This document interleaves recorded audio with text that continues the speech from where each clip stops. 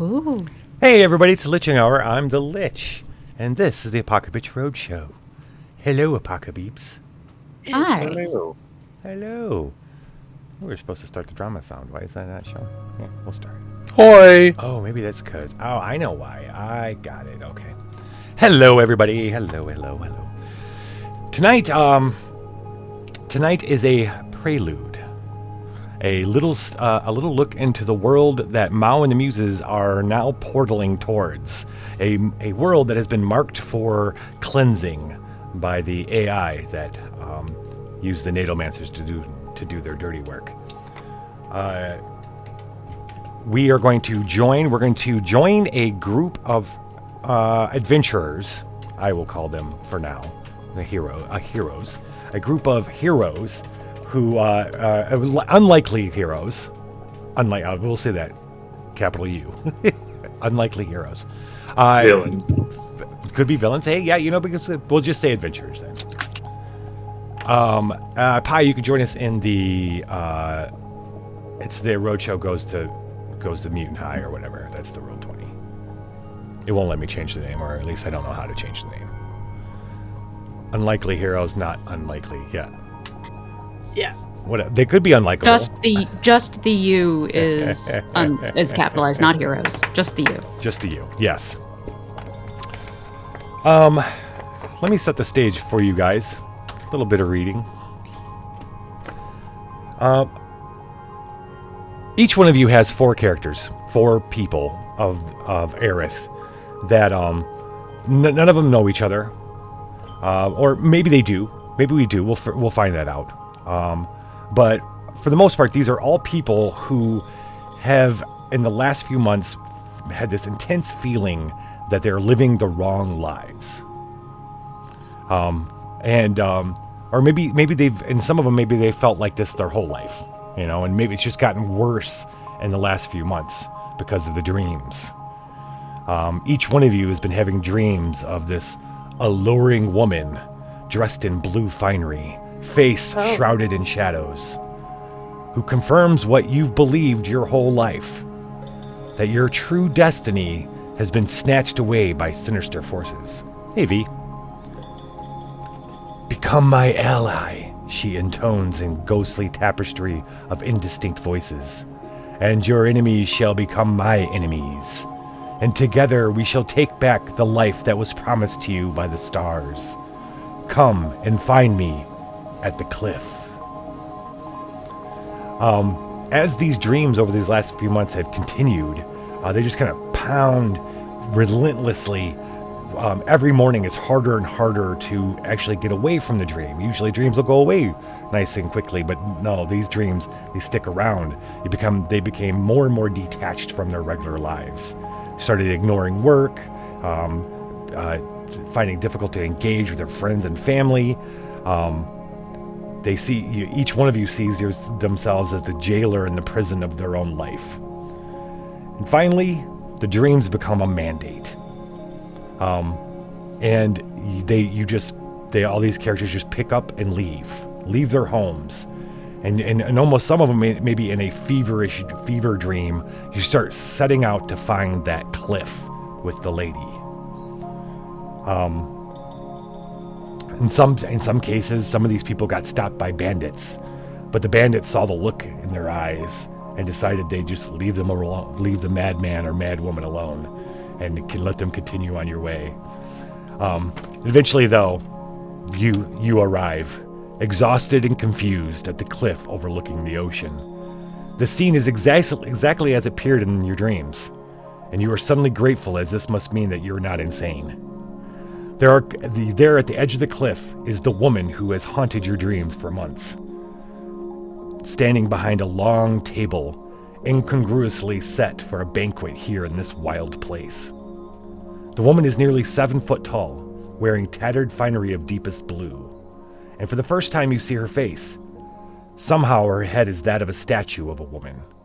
Her features are inanimate and softened, as if rain and wind had eroded the statue head over time. In her left hand, she holds 2 severed human heads in the air, by the hair. In her right hand, she holds 3. As you approach, she holds up all 5, and as if to greet you with their dead faces. Then those dead eyes open on each of the heads, and the 5 heads speak to you in unison, each in their own voice. Welcome, brave friends. I know you have many questions, but let me wait for now. Let them wait for now. I know you must be exhausted from your journey. Sit, eat, rest. All of your questions shall be answered this day. You notice that one of the heads, a pale-skinned outlander with bright red hair, speaks in a foreign tongue. That's when the fever dream of the travel kind of breaks, and you look around, and there's 20 of you. It must be 20 people all around. You're all like the same look, like the lights just came on at the bar, and you're all kind of uncomfortable sitting there in the afternoon sun. The table of food is spread out before you, with seats for every single one of you.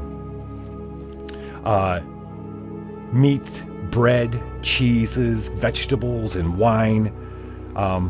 However, for every 10 dishes, 8 of them are fresh and delicious, but then 2 are like visibly rotten or otherwise despoiled.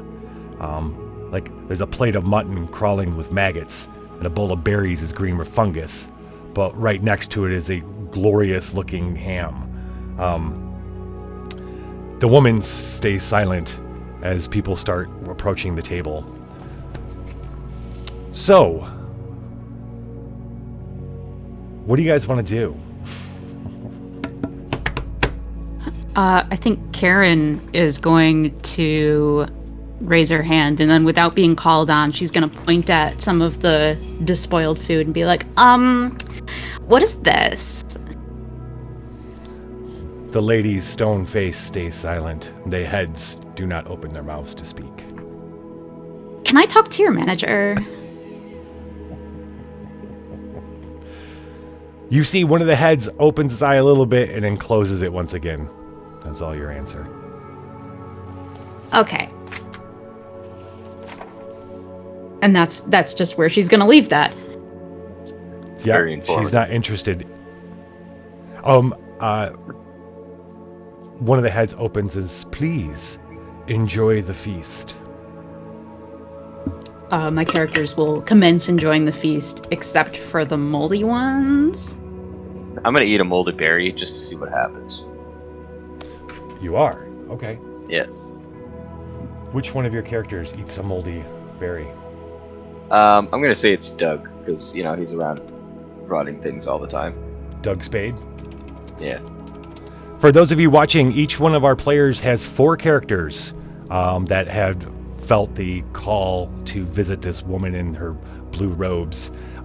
Each of those 4 characters' names are listed beneath their icons. We're starting with upper left hand with the red team is Jelly, orange team is Sunimahara, black team is Legion, yellow is Yellow and Crow and Yellow, green is Pie. Yellow and Crow. Yellow and Crow. Green is Pie, and purple is Greed. Look at that. The Lich King rolled drama. All right, so those of you watching, there are 2 major commands for tonight, or channel actions that you can spend the gold to do just by doing the title with the exclamation point. But there are drama bombs and battle bombs. The drama bombs are super important. Drama bombs are going to allow us to flesh out who these people are, who their characters are. You just redeem drama and then do exclamation point roll drama.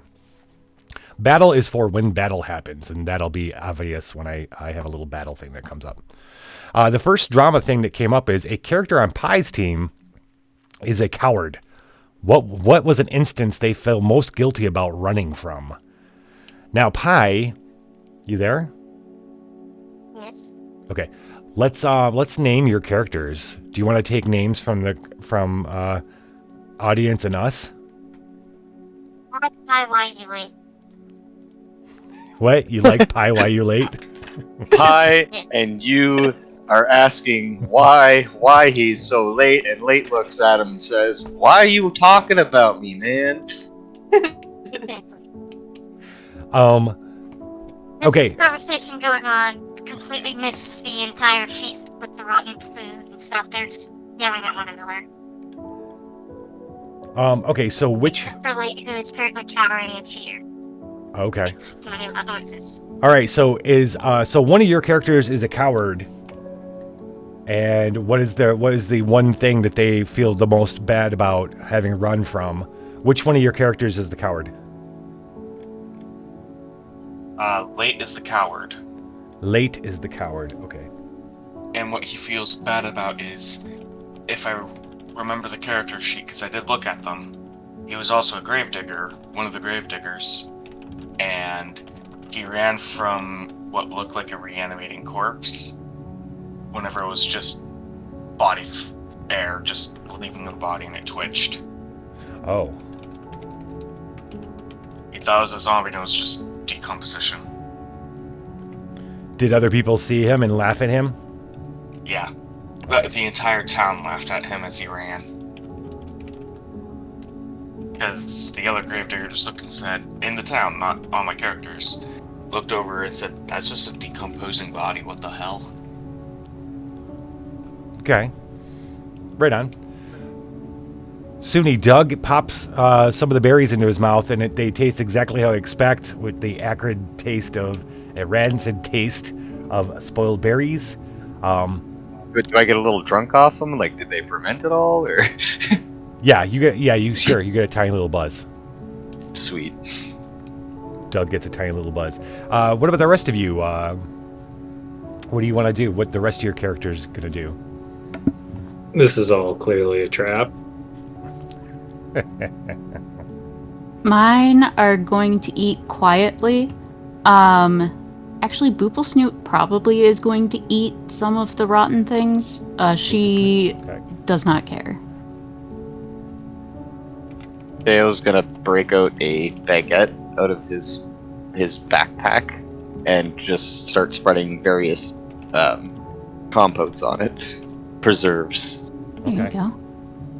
Yes, he brought his own bread to the feast. I think Floyd, being a guild beggar, will also indulge in the rotten food because it's free and available. It tastes like home.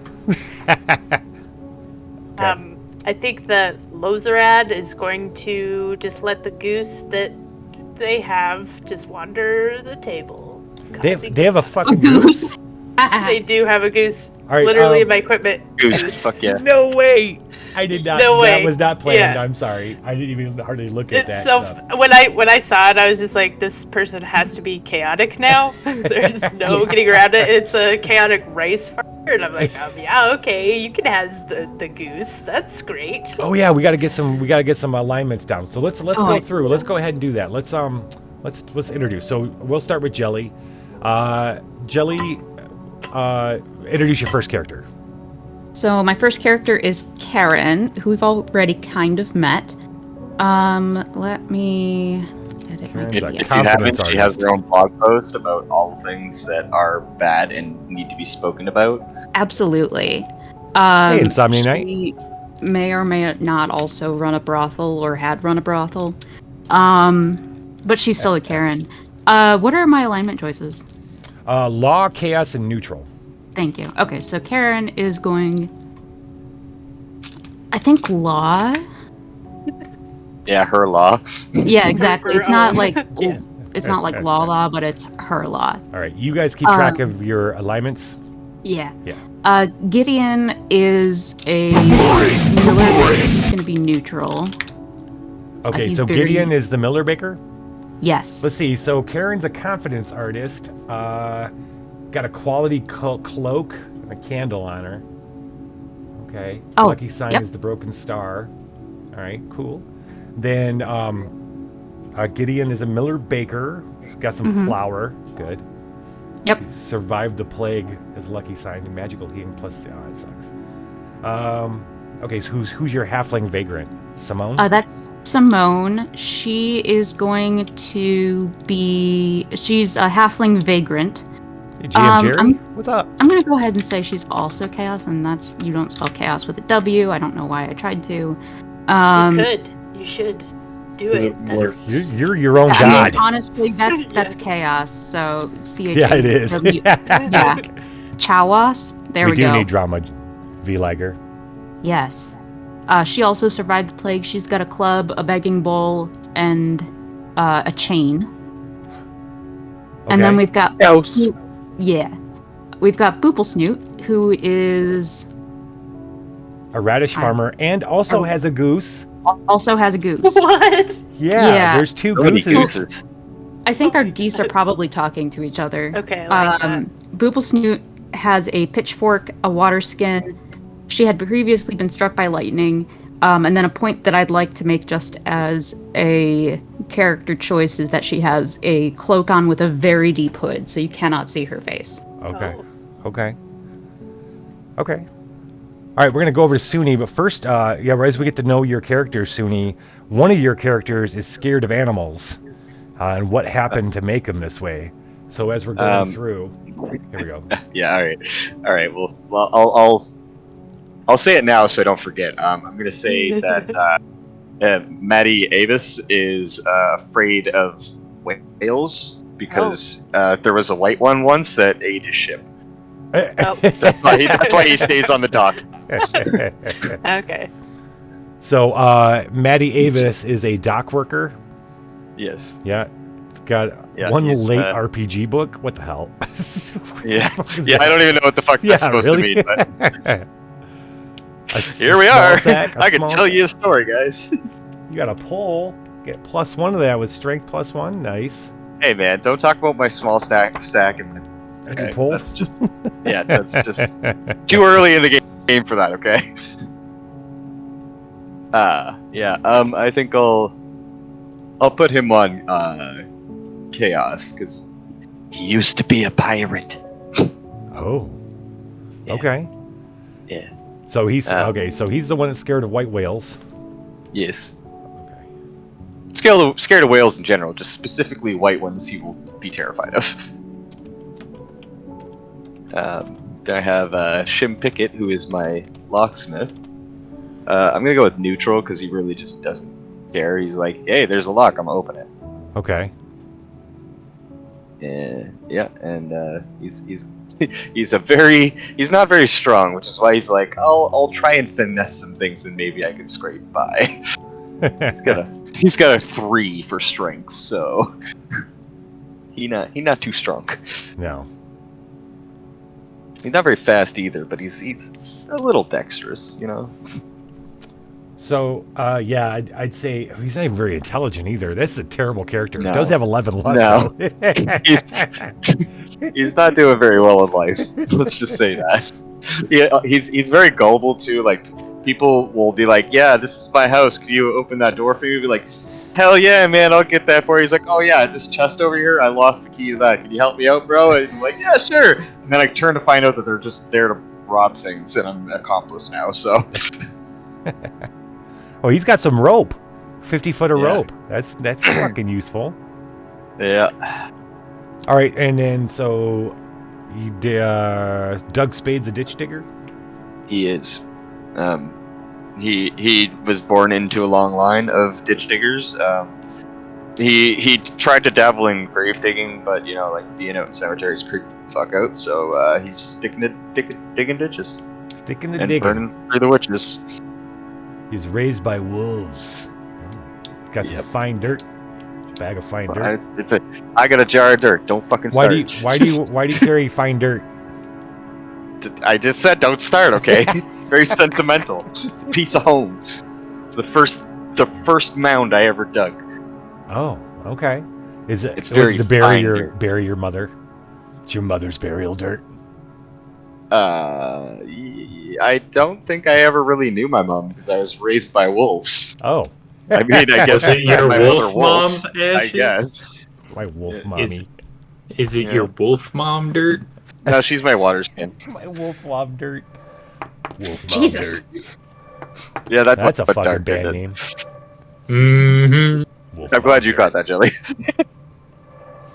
And then Theo Chaffant is your Miller Baker.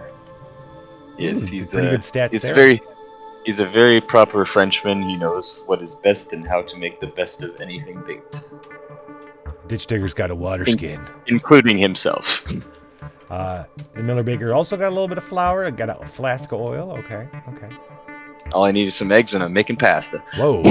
Bountiful Harvest. You're born under your lucky sign is the Bountiful Harvest, meaning you get +2 hit points each level. That's pretty fucking great. Donks. Like, we'll level up. Yeah, if he lives. If they live, yes. Okay. Mine gets -1 from that same blessing. All right. He's going to be law because baking is a science and not an art. And I will fight anyone who disagrees with me. All right, for those of you who have joined, yes. Okay, so this is the new season of Apocabitch Roadshow. Mao and the Muses are going to a new planet in order to start an apocalypse. They do that. That's their job. They go there to do that for a group called the Natomancers. There's a whole thing about it. But before Mao and the Muses get to this planet, its name is Aerith, we are doing a little prelude. We're visiting the planet, and we're about to see some would-be possible group of adventurers, if they don't all die, start their lives of adventuring.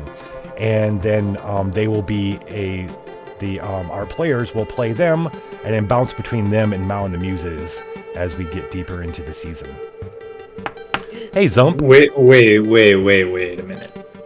What did we get paid by the Natomancers? Because that's important. That is important. And a conversation for another day. The friends we made along the way, that's where we're getting paid. Well, Yes. it was basically so that you weren't destroyed by the Natomancers is what happened. I want my money. That sounds like an it's my money and I need it now. For particulars, we are playing Dungeon Crawl Classics.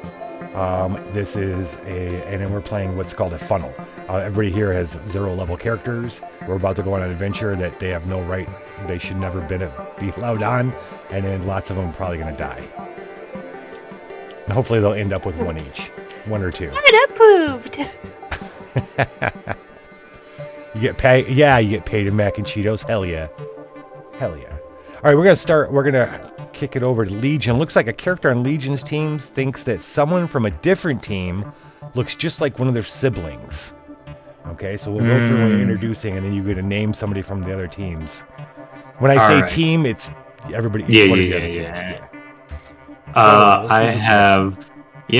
I have Forrest, the Elven Forester, Nice. who's got a staff of 0s across the board. Yes. He's got some herbs, some holy water. His lucky sign is the 7th sun, so he gets a +0 to spell checks. But he is an elf. He is an elf. He knows common elf. His traits are heightened senses and iron vulnerability, so I assume he takes double damage due to iron. That's what that sounds like to me. Womp womp. I don't know if it's necessarily double damage, but yeah, iron really hurts. But there's like you can roll, you can find secret doors easier, hidden doors as an elf. I like 1 to 3 instead of a 1 or 2. I don't know, 1d6. I think it is. Yeah. I'm thinking neutral, because they're all about the forest. Yeah. Let's see. Druish. Oh, Very Druish of you. hey, I'm not from planet Druidia. Let's see. We have another elf. This one's a Chandler named Chandler. Nice. They're rocking some scissors for combat with, +1 in agility, +2 in intelligence. Smart boy. Oh, nice. -1 budding perception wizard. now. They can find and disable traps. The languages they know: Common, Elf, Chaos. They speak literal chaos. Yeah, and so Pixie. back in the day, old school D&D, each alignment had its own language. And so, and the way that was explained it, which makes a ton of fucking sense, is like if you're hearing Catholic talking about things, there's lots of fucking things about Catholicism that if you're not Catholic, you have no idea what they're talking about. That's the idea, right? You have a certain alignment. And Dungeon Crawl Classic is built off. It's kind of like took Advanced D&D and went this other direction. So the alignments have their own languages. Cool. I'm just gonna be the Chandler is going to speak nothing but chaos the entire time. Okay. And he's going to be neutral as well. Okay. I'm going neutral for all of them. Coming in with some candles and an empty chest. Nice. That was probably made by this guy, the dwarven chest maker named Chester. Nice. Who's rocking a chisel, some wood, and a torch. Ooh, with ones in stamina, perception, and intelligence. Fun fact about dwarves in Dungeon Crawl Classics, they can smell gold. About like 100 feet. What you got in your butt? Whoa. You did it. You figured it out. You figured out where the secret gold hoard is. Just gotta crawl up my butt. Jesus Christ. Their lucky Where we would sign get is that. the 4-leafed clover, so they can find some secret doors with a +0. Yeah. They speak common dwarf and hobgoblin, and they have infravision. This is the best thing about this system is they have things like you could speak hobgoblin and goblin, but then you'll never find in a Dungeon Crawl Classic adventure that has hobgoblins and goblins. They're always like custom crazy creatures. So it's like who's talking to hobgoblins? Anyway. Oh my god, Suni. And last but not least, we have a tax collector named Iris. Okay. Iris. Yes. Thank you, Phillips. Yeah. They're coming in. Oh, Killer Cutie, right? Iris is coming in with a longsword with a +1 in strength. Ooh, Definitely look at that. Definitely the Longsword. combat, yeah. Rolled well. Yep, -1 in agility and luck, but +1 in strength. Right up my alley. They're coming in with 100 copper pieces. You're fucking Actually, rich. 131. 131 copper pieces. Well, they're a tax collector. They gotta collect these taxes. Taxes. And a small sack. So what? Whoa. Whoa, okay. Okay. Wow, we're really getting specific. I love it. Their lucky sign is a raging storm, which spell damage is -1. So I assume that's a production in damage caused by spells. Yes. They're hardy against spells. 100 And coppers they is only one gold speak piece. common. Okay. They only one And language. they're all neutral. Lazy. Hey, we They're can't all all neutral. be. All of them are neutral. Okay. Yeah, Okay. they got businesses to run. And one's a forester. All right. Let's go. We'll quick over to Jelly. A character on Jelly's team has a part of their personality they keep hidden because it's so scary it even scares them. So, if you want, we can go on to the next person to introduce their characters while you think about it, Jell. Yes, please. Unless you got something off the brain. Okay. All right. We will revisit you, Jelly, in just a minute. We're gonna head over to Crow. The Crow. Hey, that's me. Hey, that's you. What you got? Who you got here? Looks like a gravedigger and beggars. So we got the gravedigger Rog. He's going to be neutral. No, Okay. nice and neutral. He's got a shovel. He knows common and bugbear. No fancy visions or anything over here. Nice. And then we've got the squire Judd Priestley. He's going to be lawful Okay. with his long sword -1. Very good. Very good. Then we've got our rice farmer, Maiden Iro. Maiden Iro is going to be law, but his sheep, Lamb of Gaia, is going to be chaos. He's got a sheep. All He's right. a sheep. A chaotic sheep, but yes. Sheep is chaos. Have you ever met a sheep? They're very chaotic. I have. And I assumed, yeah. Judd also knows common and bugbear. Iro only knows common. And then we got the best stats out of my 4 on Floyd Pinkton. He's gonna be neutral too. He's a guild beggar. Has some of the best stats, but also knows common, bugbear, and halfling. Oh. Extra little language there. All right. Hit you with his crutches. Oh, he's got some crutches. Why do you have the crutches? Insurance ploy. Is this just an insurance scam with the crutches? I think for him it will, because he uses the crutches to get more sympathy because he's a guild beggar. So if they see his crutches, then they give him a little bit of extra. I get This is insurance fraud, and I am a tax collector, and you owe taxes. Wow. Your your squire has that steel helmet. That should be reflected when you put it on. You'll tell me if you put it on, and it should. And it's specific one of those ones with like feathers, but there's way more feathers than normal, so it just kind of looks like a hair metal band with all the feathers he has on his steel helmet. Nice. We'll give you like +1 armor class for that whenever you put it on. Okay. All right. Jell, you ready, or are we moving on? I am ready. All right. So, Karen has a part of her personality that she keeps hidden because it's so scary, and that is her ability to feel empathy for service workers. Oh my gosh. Wow. Empathy and empathy. Oh god. Oh dear. So does this mean she's like a psychopath here, and like she feels it, but enjoys their suffering anyway? I thought psychopath means maybe. they don't feel it. Yeah, I mean, she I think feels that's the empathy. sociopath. And then, yeah. Oh, I don't know. She feels the empathy, but she's like, no, I can't do this. I must maintain my brick wall facade, yes. Not the facade. Okay. Has the ability to feel empathy for service workers, but it horrifies her. It does. Okay. Then, Pi. Your Pi is a halfling dyer? Yep. That's halfling dyer.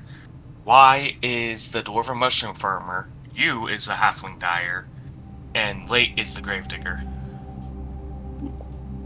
I'm a halfling. You have 2 halfling dyers. Yeah, I thought I had 2 gravediggers. No, it was halfling dyers. So you got both of them have 3 yards of fabric. We got a 10-foot chain. One of them.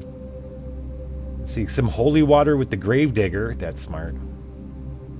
Okay. Not too bad. You got 5 hit points on one of these suckers. Holy shit. That's a lot. Yeah. Oh my gosh, Crow. Yeah.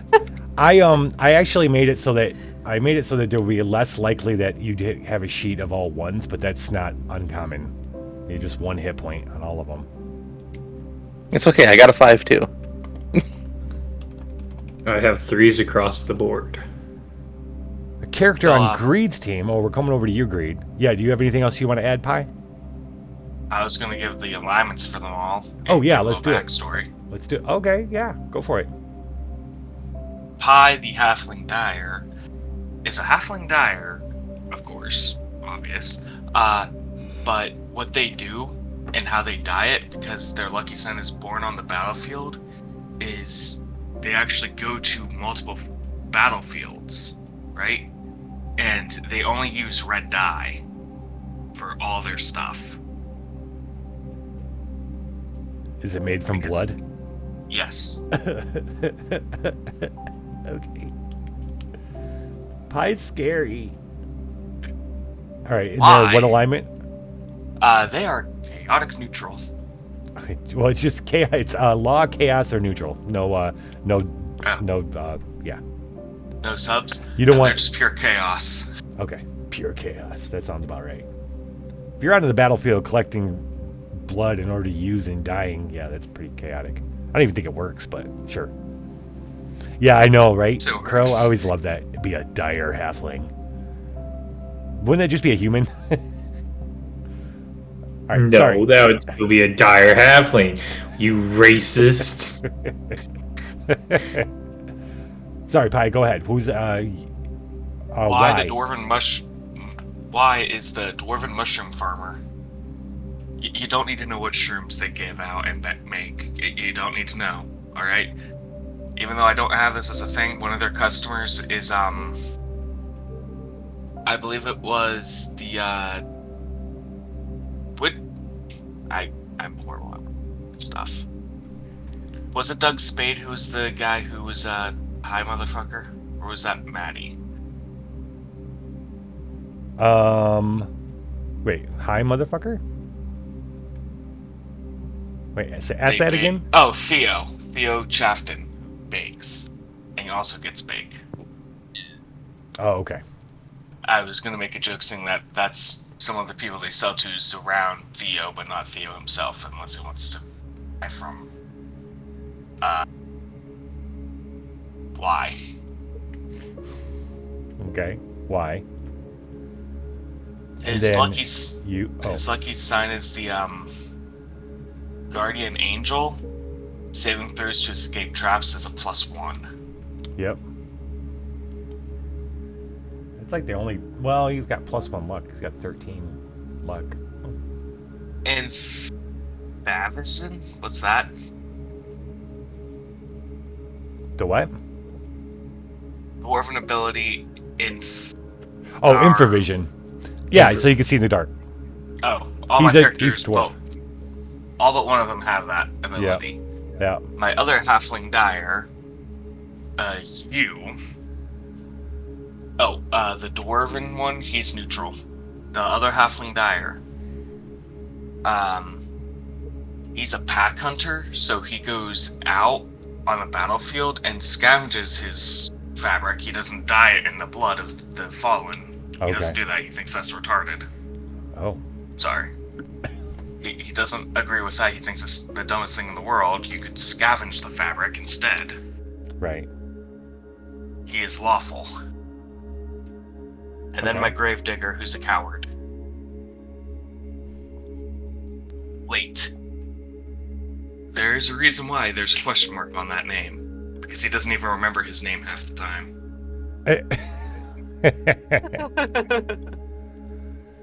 Okay. He introduces himself to new people, and they're just like, and you are... And you're like, I'm Late? guessing late. Late.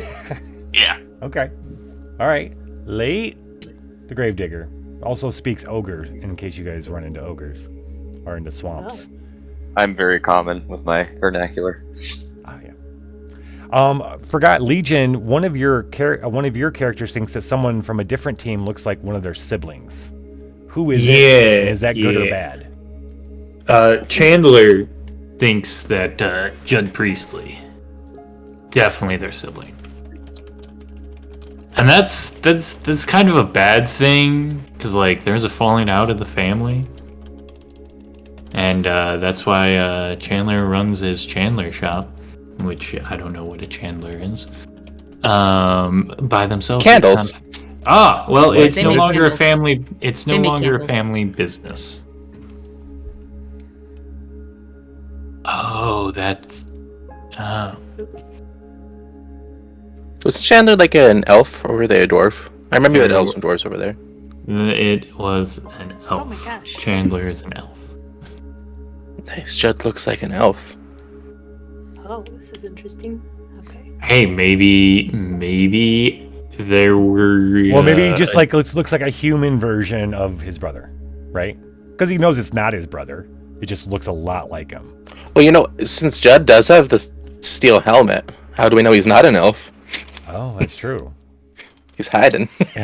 Do we got two? Oh, we got two on Greed's team. All right, Greed.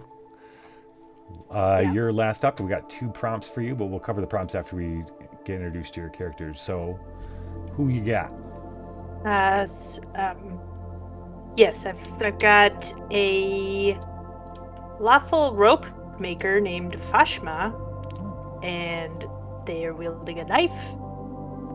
And then we've got Ericus, chaotic elven artisan, wielding a staff. Yeah. And then we've got +1 to that. Lozarad. Oh yeah. Is it a Got- taser? Or is it like collapsible? It is now. It is now. Okay, Lozarad is a chaotic rice farmer wielding a pitchfork and a goose. Nice. And Hanneman is a neutral elven chandler wielding scissors. Okay. Yeah. Yep. Hanuman is the one that's terrified of loud noises because when he was younger, he was trapped in a barn with 20 geese that were all very angry and wouldn't stop honking at him in unison. And so now he has he's terrified of geese now too, so the person on his team with the goose is, not any good. He's scared of loud noises, particularly geese noises, particularly geese related. Well, yeah. And then he's also envious of Fashma's backpack because it's a fucking backpack. Okay. I too would like a fucking backpack. That's what the love sack's for. But we don't have a love sack yet. We don't I have a large sack. Does that count? Small sack. Wait, I thought it was. I have a If we- small sack too. Small sack. If we combine, I have the large sack. If we combined all the yes, large everybody's. and small sacks, can we make a love sack? We got I to got a compare our poll. sacks. I got a poll. But dumped. Okay. All right. So we got those. Okay. Cool. For those, I don't know if those who joined, if you know, we're all currently on a cliff overlooking the ocean, having all made our way there individually, driven by dreams and of this lady in blue who's standing at the head of the table. Table's covered with food, some good, some not so good. Has everybody ate, or at least found something to do during this time? Just like loiter around the table. I know some of you ate some bad food. Some of you ate the regular food. But Do I need to keep track if my character ate the bad food? No. Okay, good. No, just keep track of your I'm not allowance for me. Okay. Yeah. My characters all ate. They try to chat amongst themselves. Okay. Simone shakes her begging bowl at Karen. Karen just looks down her nose at Simone. The lady in blue raises, after all of you seem to have, everyone seemed to have partaked of the feast. The lady in blue suddenly raises the heads once more, a little higher, and the heads open their mouths and start speaking in this cacophony of voices. Thank you, friends, for taking the dangerous journey to be here today. I know each of you, your minds and your hearts, and yet I must keep my identity veiled. If I were even to think my true name, it would instantly be sensed by our enemies, and they would race here to break our fellowship and confound our plans. Please let me be known to you as the Lady in Blue. Trust that I am your friend, and not one that would mislead you. Know this, our enemies, who are indeed the enemies of all right-thinking people of this world, have kept you from living the lives you were meant to live. Each of you was born under the wrong stars, a misfortune fostered upon you by our enemies. But I wish to be your ally. I can set this misfortune right. If you wish to have me for an ally, I ask just this, that tonight, when the full moon reaches the top of the sky, you step off that cliff and onto an invisible bridge that does not yet exist, but shall exist tonight. This bridge will take you on a long journey across the ocean. This journey will be difficult, and some of you may not live to see its end. For those who do shall find the hole in the sky, a porthole to another world. That world is a prison, and its warden is a titan, a fierce creature that cannot be slain by mortal means. This titan keeps a prisoner in a cage of elderwood. Its prisoner is our ally, and to say her name aloud would give my presence away to our enemies. At this, the lady in blue takes a cup of wine from the banquet table and carefully pours it there on the dusty ground. How does she do that? She's holding 5 heads. Maybe she's got more than 2 arms. That's hilarious. No. One of the heads like grabs it in their mouth. Yeah, so she bites it. Yeah, so she lays one of the heads down, like moves down, it grabs it, she pours some wine on the ground for her homie. For a moment, you see a word written there. Drizta. I shouldn't even be saying it out loud. Drizta. Drezzta. A moment later, a mass of beetles bubble up from the earth and devour the word. An instant later, they disappear, leaving only bare ground. Never speak the name aloud, friends. I would ask that you take this bridge tonight under the full moon to the hole in the sky. Free our ally. Those who do shall be my trusted friends, and I shall set their stars right with this. The lady in blue gestures, and you hear an immense tearing noise, as if the spinning of the world was grinding to a halt. Incredibly, a seam opens in the morning sky, and you're looking through it into another world, one where a massive black monolith is the epicenter of what seems like the mother of all storms. The wind blows so hard you are all shoved back several feet, almost to the edge of the cliff. As your eyes adjust, you see that the monolith is actually the edge of an immense black wheel. This wheel turns slowly and seems to be made of the night sky itself. You see stars, clustered in groups or shining alone in its surface. As it spins, you feel as if reality itself might slip from beneath your feet at any moment. You clearly hear every word the Lady in Blue says, despite the hurricane winds. This is the Wheel of Destiny, one of the posters of the universe. For each brave friend who aids in the rescue of our ally and returns, I shall allow them to spin it. Once. One time, and the true destiny you are meant for shall be yours. With a gesture, the lady closes the seam in the morning sky. The winds dissipate. You see that the remnants of your feast have all been blown into the ocean. So the lady stops and then looks to you. Do you have questions? Yeah. Are you the powerful ally in the prison? Because this just sounds like a standard prison break here. Wait, what was the question? Are you the lady? Is the lady in blue the one that's being held as a prisoner? Because this just sounds like a prison break. Like you gotta serve your time, you know. I am not the one who is captured. I am here talking to you. Had a bit of apparition, just saying.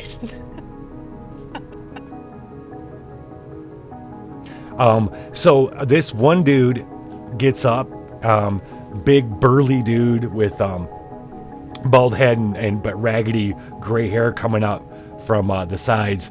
He's like, "Screw this shit! I'm out of here. Keep your quest, whatever it is." And he goes storming off. Lame, yells Karen. If another guy stands up there, Blade is gonna smack him in the head with a shovel, screaming about zombies. So, okay. He was gonna do it with the last guy, but you kind of finished that before I could say what Late would do. Wait, so what's Late doing? Just yelling about zombies?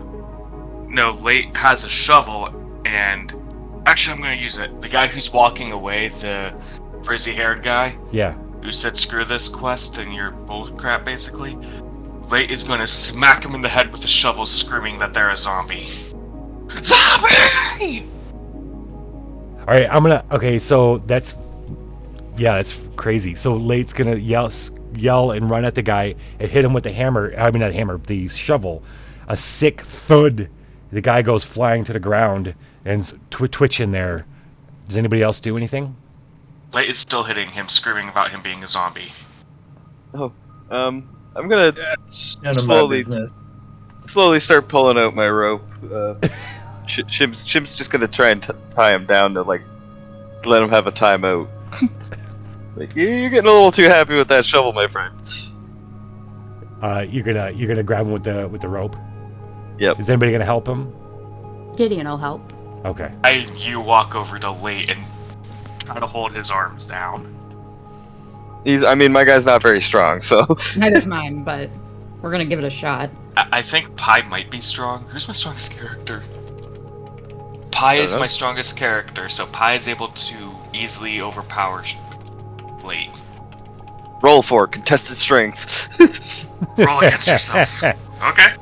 Well, I was gonna just resolve this without getting into combat, unless you guys want to get into combat. I was just gonna say you guys pull Late off, and the woman in the statue does not acknowledge the whole thing at all.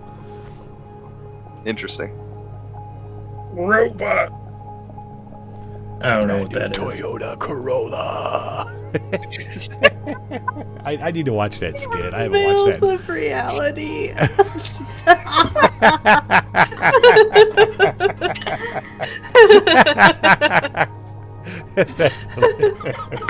Is anybody paying attention to Pi and you right now? No, what should we be? What are you doing? Well, you stripped the man of all his cloth while Pi is dipping some rags in the blood. Oh, okay. All right, so a little ecosystem things happening over here. This is the nature. This is the cycle of life. So late, you let yourself be pulled off of just bashing this guy's head in. Yeah. Okay. After he's sure that the zombie won't be coming back up, Late has stopped bashing his head in. Okay. There's now a puddle where his head was, of brain matter, bone fragments, some sinew, a little bit of hair. Oh, he missed some skin. Okay. I need to. Booplesnoot is just watching with abject horror, and you can kind of see her eyes glint underneath her hood. Maddie's watching and loving every second of it. It reminds him of his glory days. This is all fine. This is perfectly fine. As long as you pay your tax, you gotta pay the taxes of the person you killed. So the lady with the heads is going to come to each one of you and ask if you agree to the quest. All of my Team Jelly says yes. Each person who says yes, she brings one of the heads and they kiss you on the forehead. One of the heads will. One of the severed heads. Oh. Are these severed heads? Are they the last people that tried to help you? Maybe. These people Remain silent. are those who would not help. Oh, okay. That's not the whole Yeah. story then. That's help me or be beheaded. Got it. Cool. Not really giving us a whole lot of a choice here. Yeah. Oh, there's a choice. Yeah, it's live or die, motherfucker. Either you go or you get beheaded. I mean, that's Or you get to kiss some other adventurer on the forehead. I just want to know, the head that I bashed in with Late, is that head just randomly appeared on the statue now? Not yet. Not yet? Yet. yeah. Yeah. No, he's still twitching. He's too fucking. fresh. Can you leave anything to mystery for fuck's sake? No. Yeah, I gotta clutch my Oh, I need secrets to know. very close. I think my Motley crew is all fine with saying yes. Okay. Oh my god, Crow. And I liked that. Clever. Team Sunni liked that. Clever Crow. All right. Once all of you all the people remaining have agreed, and she's kissed your foreheads, she suddenly sinks down into the earth, and in a blink This of is eye, some magical bullshit. and in a blink here. of an eye, We've been she's trying gone. to reach you of your car insurance. Okay. You have right now. It's like 4 PM. She said the invisible bridge would appear tonight. When the moon is at the top of the sky, which doesn't make fucking sense, lady. Yeah, It's isn't a that like glow. It's kind a of midnight? sphere. Is it kind of midnight? Is kind of what she's talking about. So, is there anything else anything you'd like to do, or you just want to wait it out? Do you want to? Playing to Why? the DM for this. There is premise. one of you do remember a town not too far away that you came through. So you could visit a town, or we could just wait till the invisible bridge comes. I think we're just gonna wait. Booplesnoot might try to find any scraps of the feast that's left over. Okay. Okay. Do Why we know announces... Go ahead. Sorry. We have a Canadian standoff, folks. Okay, I'll go first because this is just going to be something chaotic. Y is going to start trying to form a plan whenever Pi screams out, "We all have to be there at 10 PM!" And then we run! Because he just wants to see all the idiots run off the cliff. A character on Legion's team has a part of their personality they keep hidden because it's so scary it even scares them. Same question, but this is Legion's team now. Got it. So Chandler is also a reason why Judd Priestley looking like their sibling is kind of unnerving is because he carries around the scissors that he used to murder that said sibling. So it's a little creepy. I killed you once, I'll do it again. He killed his brother? Yeah. It was self-defense, man. You can't prove anything. The forensics were inconclusive. What are you, a cop? You have to tell me if you're a cop. What are forensics? I love that. Okay, so the whole Judd things must be pretty disconcerting. You're like, Chandler's Does like, he remember? Crazy. Is he back? Is he back to get me? That guy's over there is yelling about zombies. I don't know anymore. All right, about the rest of you, are you waiting till nighttime? How wealthy is this town? How wealthy? I got a. Yeah. It's just a regular village, tiny little fishing Cool. village. Got it. So I have 131 copper. I could just find a mercantile store now, can't I? You could. All the prices are listed out in gold pieces, and it's 100 copper for 1 gold. Yeah. Yeah. So you're gonna have to do a little fancy trading and stuff. So who's gonna head out on your team? Nah, I'm not actually gonna do that. I could pool a lot, like all 4 characters gold together and Yeah, you probably could do that, get 2 things, maybe 3. Yeah. But nah. Do you want to know what kind of stuff you can get? Okay. Like my team is going to put on a music performance. Oh. Tell me more. It's gonna start with Floyd. He's gonna start busking, but then the others are like, "Hey, we like the sound of that." So until midnight, it strikes midnight. I'm just gonna be playing music the entire time. Awesome. Oh wait, what are they playing music on? Random garbage they found around. How many minutes to progressive. midnight do we have? It's like I said, it's like 4 in the afternoon, so we could just speed it up and go to nighttime, or whatever you want to do in between then. A character on Greed's team has found an instant bond with someone from a different team, and if possible, do anything for them. Who is it and why, Greed?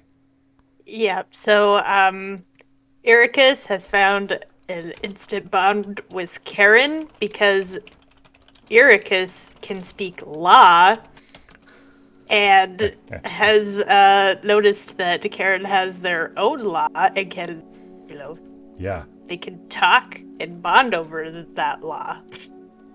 It doesn't say that Karen explicitly speaks law. Is that inherent? No, just because you're lawful, right? Oh, okay. Yeah. Okay. Yeah.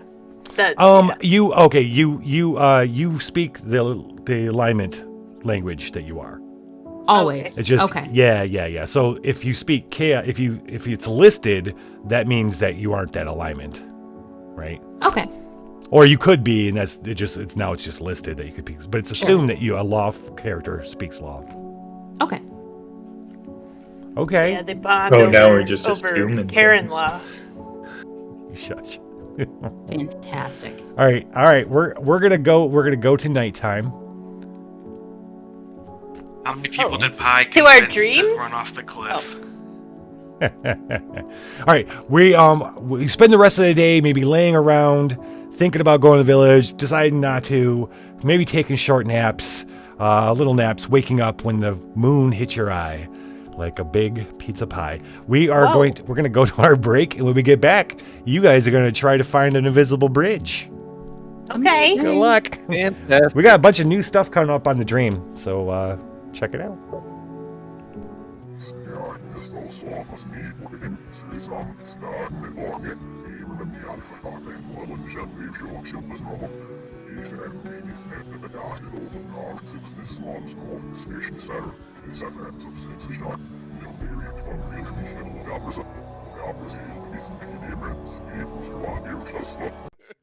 Listen, man, I'd usually move into that room, but there's all this talk about touching tips. You come on in, man. It's a fuck nest. We made a little fuck nest in here. Come on into room 12. It's all because of this sticky glue. You're not gonna say no to a fuck nest, are you? Touching tips and dropping sticky glue in here. That voice started early. You never know. One of us might have Bill in there. You know, Bill somewhere hidden in the dungeon pocket. Fox ain't here. Only the brave. Whoa, whoa, whoa, what are you doing? That's not a king's iron. Why are you going to hit me with that peasant stick? Let me ask you something. Would you take a cardboard tube into an X-Crawl match?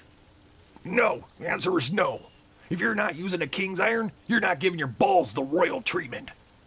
Uh-oh. King's iron. Swing like a king. Snap, snap, you flappy flap. Snap, you flap. Snap, snap, you flappy flap. Snap, you flap. Snap, snap, you flappy flap. Snap, snap, your flaps. Snap, your flaps. Snap, snap, your flappy flap. Snap, your flaps. Snap, snap, your flappy flap. Snap, your flaps. Snap, snap, your flaps. Snap your flaps. Snap your flaps. Snap, snap, snap your flaps. Snap, your flaps. Snap, snap, your flappy flaps. Snap.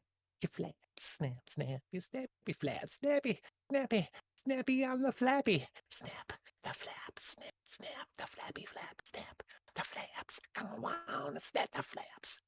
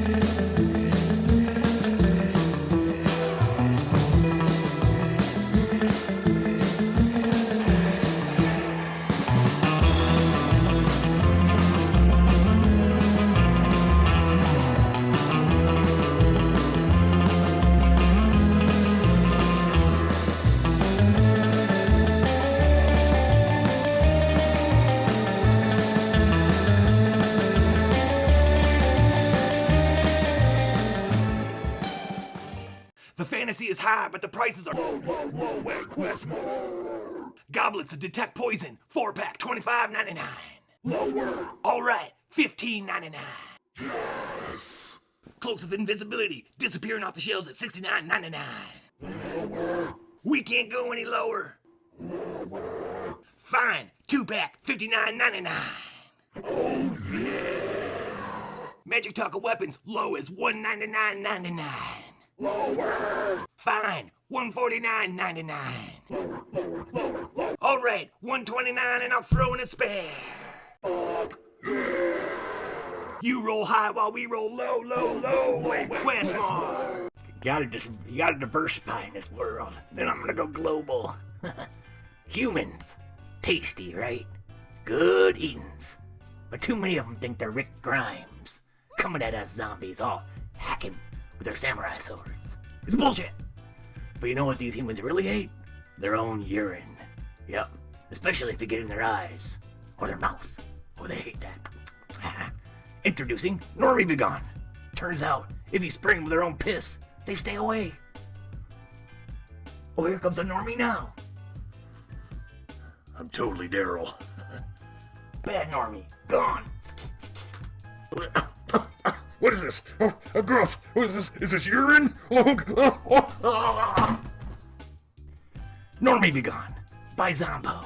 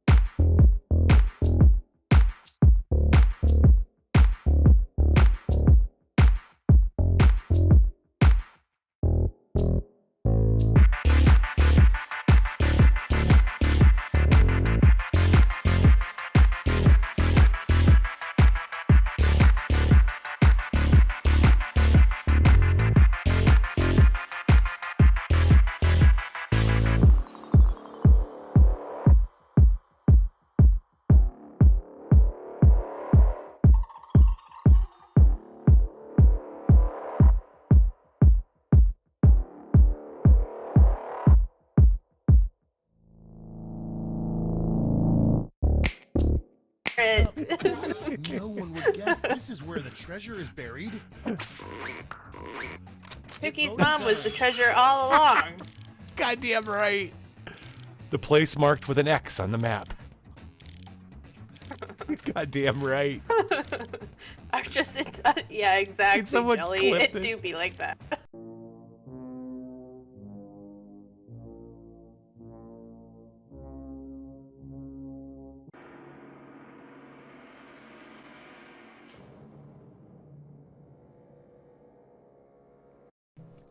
Hello, Cougar.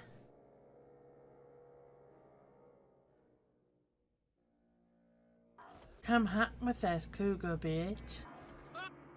We want to hunt with you. Forever and...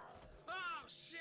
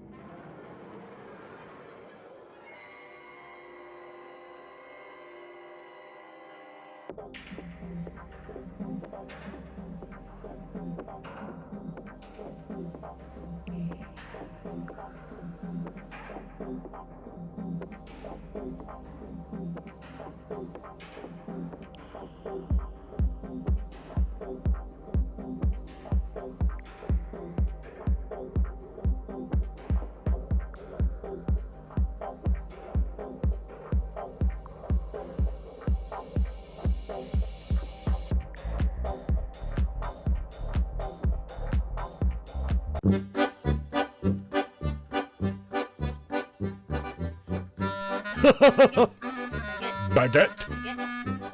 Crowbar. Pill. Moon.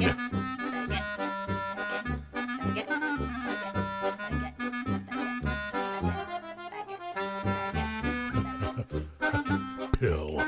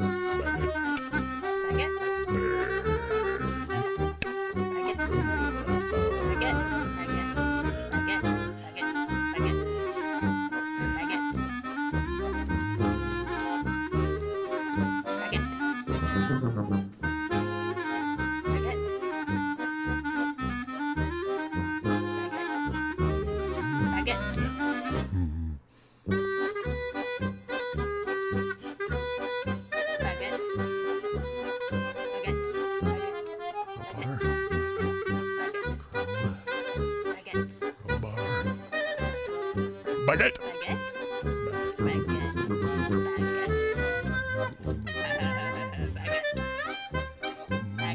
Pill, crowbar. Baguette.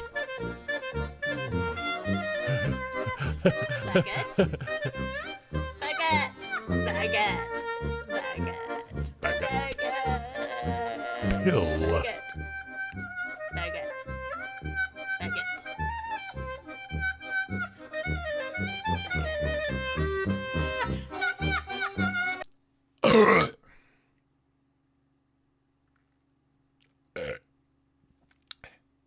Okay. Oh my god, that's not where we're supposed to be back. Whoa. Oh my god, we're raiding people. Hi. Hello. Is that a exotic butters out there? Did I just see? That was one weird wake up call. Yeah. Hi, exotic butters. How you doing? How is it going? Butter. All right, okay. Night falls. The moon rises. It gets up. Does anyone help him back up? Yeah. So, Lich, how many people did Pi convince to just jump off the cliff randomly? I don't know. Everybody who's here everybody's got a character. Do you want at least one? Oh, I thought we had random NPCs too. Yeah. Okay. So yeah. Roll roll a luck check. Okay, just roll I a just need to see 1d20. Pie's stat. Pick one of them. Alright. Who's going to be the one that's trying to do that? It's Pie. Oh, it's Pie. Okay, This- so He has 0 luck, so it's just a d20 roll. yeah, he shouldn't have 0 luck. No, he's got 10. He's got 10. It's in the box. So you got a 50-50 chance of getting an NPC to run off the cliff.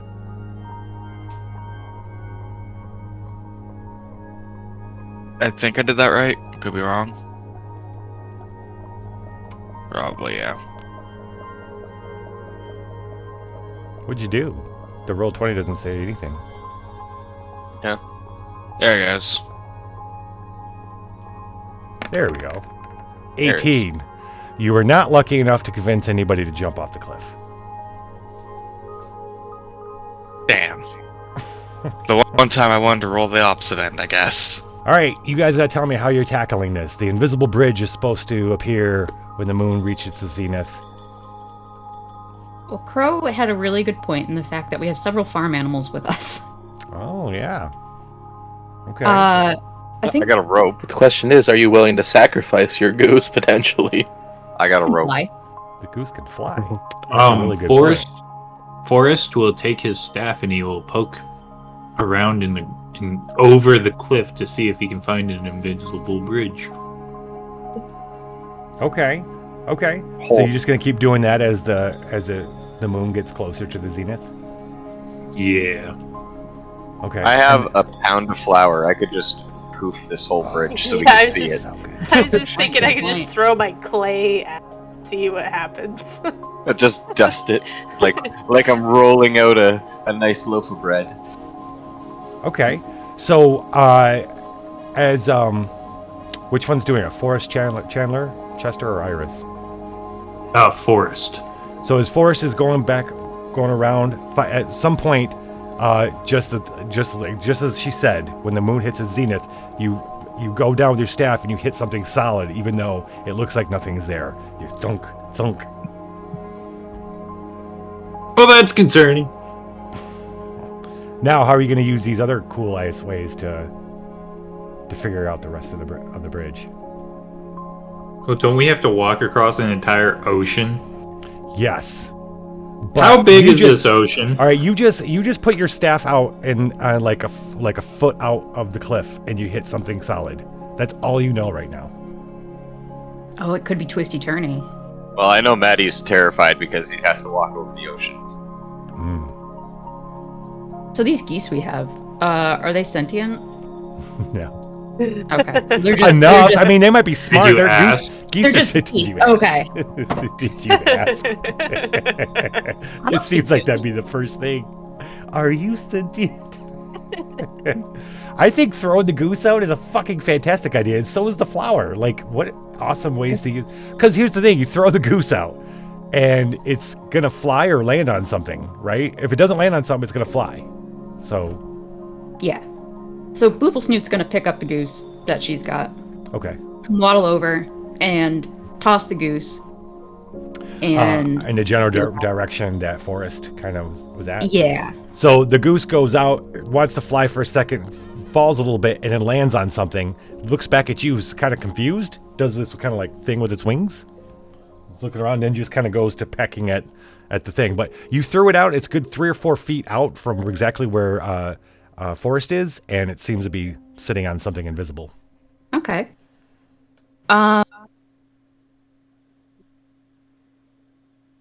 Yeah. I also dig the flower idea. Gideon's got also a pound of flour. Okay.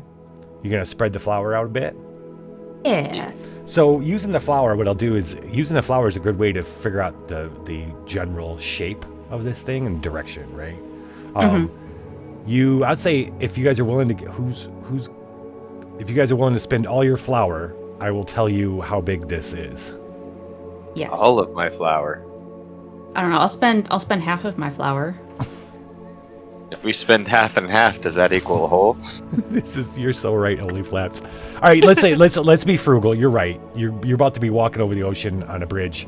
You need all the flour for this. So it's pretty much there's no wind tonight. So I'll let you just use a little bit. Like let's say if you each use we'll say you each use a quarter of your flour, so you've got Okay. 3/4 left. And what you're able to discern from that is the bridge is about 20 feet wide, kind of spanning out from where Forrest first found it. Okay. 20 feet, and it goes out for as far as you could throw stuff. You're Okay. not quite sure, but there is an edge to it.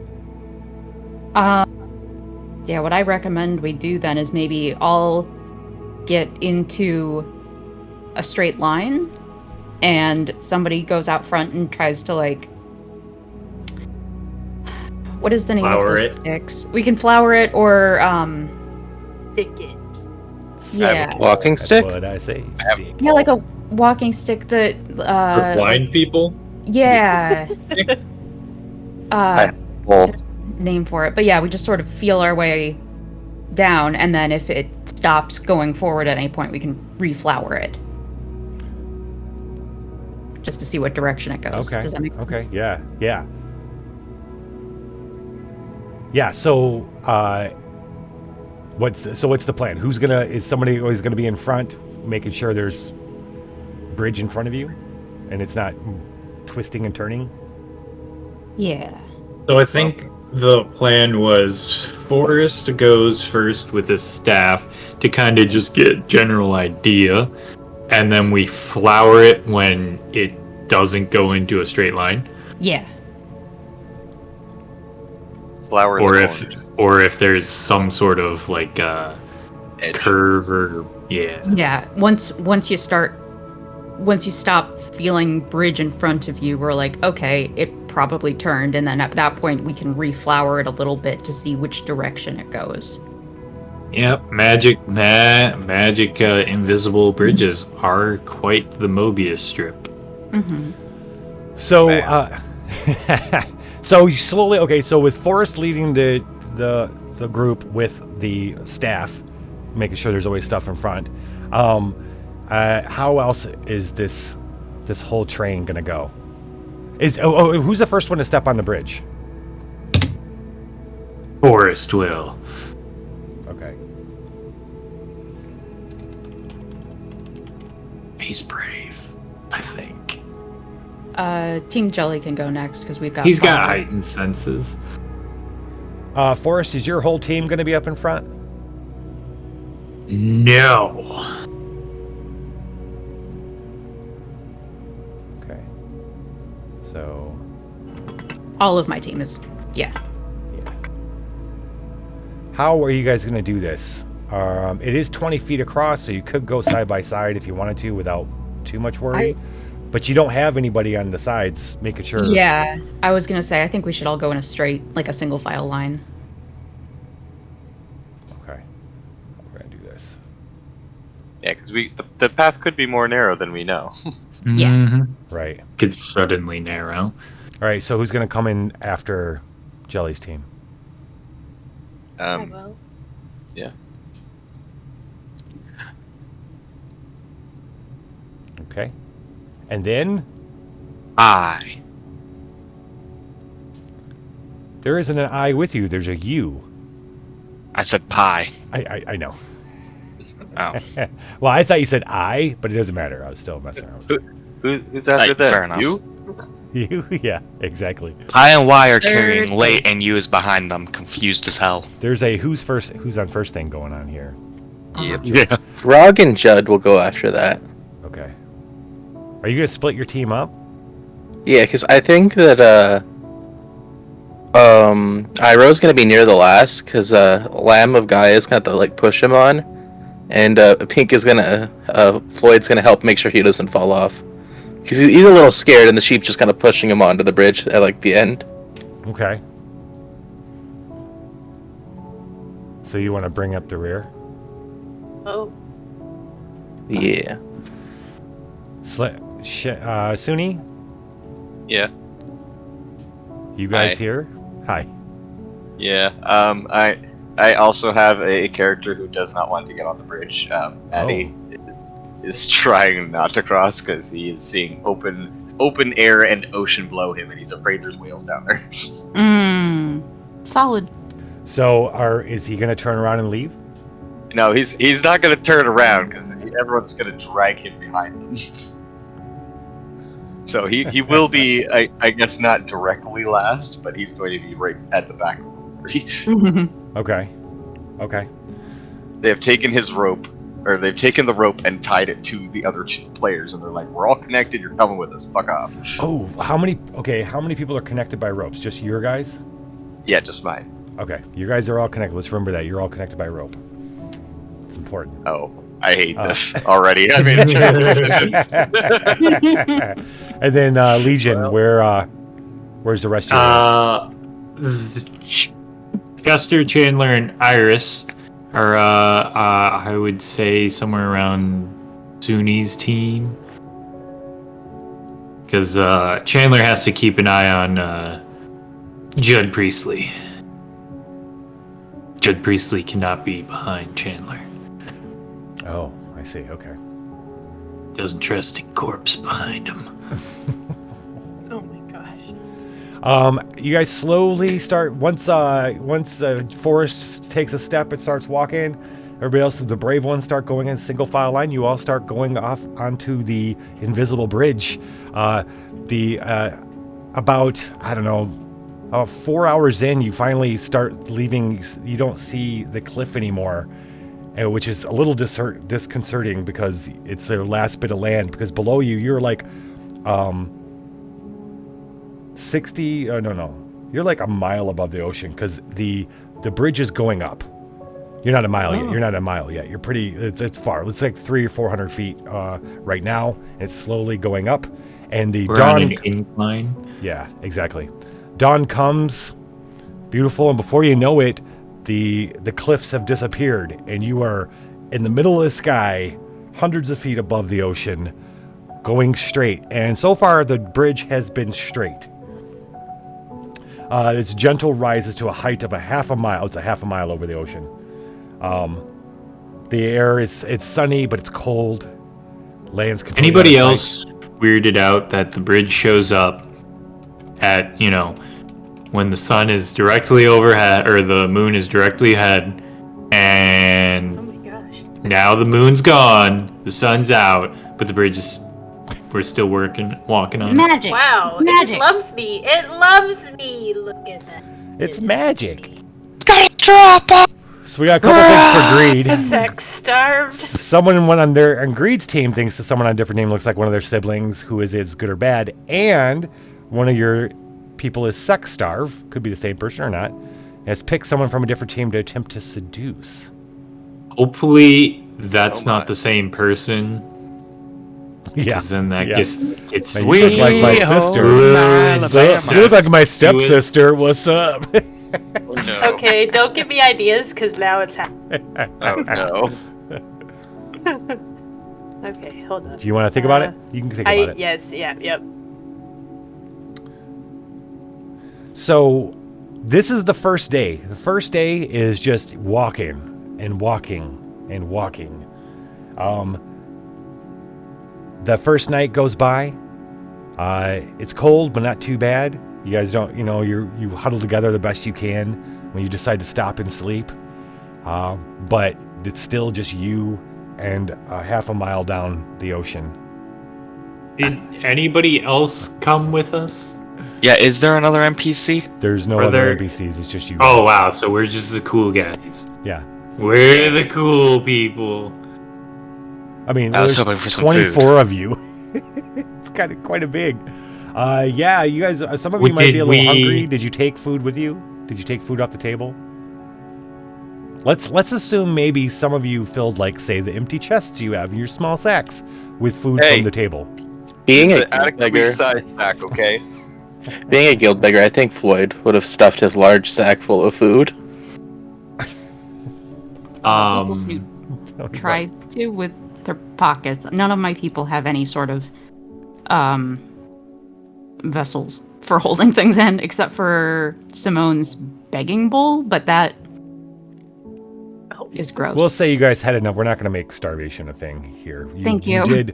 You stole some food. You ate your fill at the table. Yay. So here's another question, though. If many people were gathered at this feast, this meeting, correct, with the lady in blue? Mm-hmm. Not just us. So did we watch those 20. other people? It was all get... of you. No. It was all you. Maybe 1 or 2 extra people I just added in there, but it was all you guys. Did we watch them get beheaded? Well, one. No, actually, I guess there was only the one that he killed. Yeah. And the guy who. Oh yeah. Yeah. So there was no beheadings. There was no beheadings that you saw. No. May I make a request? Bullshit. Well, let's. Okay, you know, if you need me to, there was also a girl with long blonde hair who left. Who didn't decide not to go on the bridge and just left. But she was not beheaded. You saw her leaving. This is bullshit. I would like to make a request and Statues have brought the body give with me because I want to shove it off into the ocean to see what happens. What? Shove the head of the dude you bashed in? No, the entire body minus the head. I just want to see what happens. Well, Pi, I should say, wants to see what happens if a body hits the water at this height. Let the bodies hit the water. And as hilarious as it It's sounds, raining men. Pi would be the one who'd just be like, "Wonder." It's raining Push. men. What happened to the body when it hit the water? You just see it stays on the water for just a second and then disappears into the water, into the flood. And then a whale breaches suddenly. No, it's so. No. A white one. Oh no! Oh no! Shit your pants. And it makes a loud noise. Is that a command? Yeah. Oh, hey man, why'd you shit my pants? And it makes a loud noise. And looks just like your brother. Okay. Sounded like all a of a sudden goose. all of a sudden it looks like something you want to be with, it doesn't it? Well, okay, Trying to so seduce That the whale. blowhole, I mean, it's looking kind of. by Seduce midday, the whale. by midday the next day, it's going to storm. Before this storm, though, we're going to get these questions answered. Agreed? Yeah. So, yeah. Hold on, I have it in my notes. I just flipped away from it. Okay, Lozrad looks at Simone and is like, yes, like my step person, because I don't know what gender Simone is, so I want to be gender affirming here. What is Simone's pronouns? Simone's pronouns are she, her. Okay, yeah, looks like stepsis, okay, and in a very Lannister fashion, things ensued or tried to ensue. Simone's like, weird flex, but okay. Yeah. And just goes with it. Okay. Man, Daddy Lannister would not like that whole applying that. Just it's a general Lannister thing. Well. So Lozrad's got their eye on Simone. Yeah. Okay. And so it's all one thing. Okay, yeah. So okay. Yeah. Then the storm hits midday. You're on an invisible bridge in the middle of the ocean. No. Yes, it's pretty bad. Everyone's gonna be making a luck check. Okay. Every single one of you. We're gonna start with.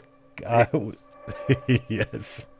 I hate this. I hate all of this, and I know where this is going. And fuck you right now.